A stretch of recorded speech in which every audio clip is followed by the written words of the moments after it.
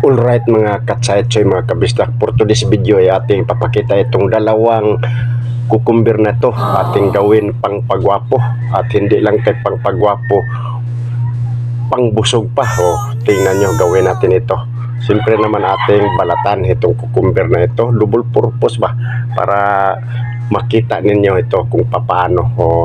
Siyempre una balatan natin itong kukumber na to para makuha ang yang balat, para pakinis at pagwapo ito. Kung makita ninyo, tingnan natin mamaya. Ito para isa ating babalatan para klarong-klaro ba makita nyo. Siyempre naman ito ang ating content ngayon na ito'y papakita para pang pagwapo kung paano. Siyempre pang pagwapa rin sa mga babae. Tingnan natin kung paano ito at busog ka pa. Itong dalawa ito siyempre ating hugasan at slice tayo. Dahan-dahan lang tayo sa pag-i-slice para hindi tayo samad. Ano ba yung samad sa Tagalog? Hindi ko alam kung ano ba yung samad. So yan. My God. Siyempre lagay natin sa container na may tubig para mahugasan. Dahan-dahan tayo sa pag-i-slice mga katsay at choy. Alright.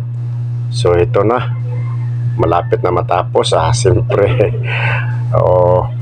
lagay natin dito sa may container na may tubig. Siyempre pakita natin at siyempre magkuha tayo ng dalawang slice para ilagay sa ating mata.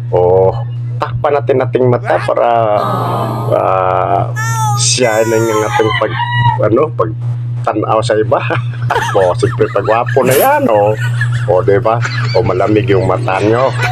At siyempre pahid-pahid mo sa inyong pisngi at apin nyo. Siyempre pagwapo, pagkinis yan.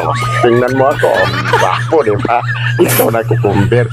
At hindi lang kay pagwapo, mayroon tayong bowl na kristal nga bowl. Ilagay natin dito.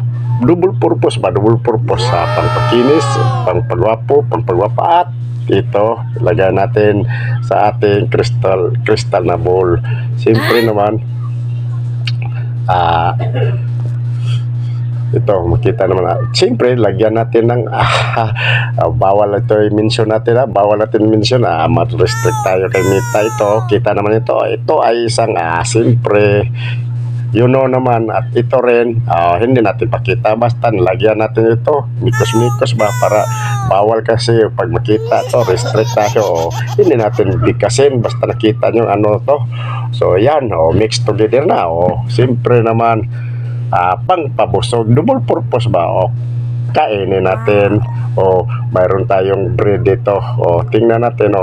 Kuha tayo ng bread. Siyempre mayroon tayong bread para hindi pang pagwapo, pang busog pa.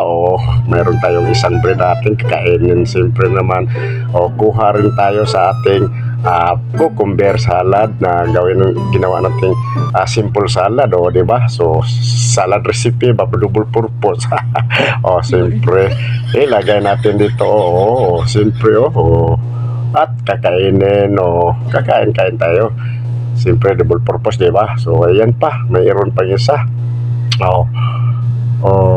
Yan, papakita ko sa inyo kung paano pagwapo at pangpabusog pa itong kukumber na ito. Siyempre yan mga katsaytsoy, mga kabisdak, kung nagkagusto kayo mga katsaytsoy itong video na to, paki-like naman at paki-share para palagi tayong updated sa ating mga videos at sa sunod nating videos. Alright, so yan at ito rin ang ating bread. So good.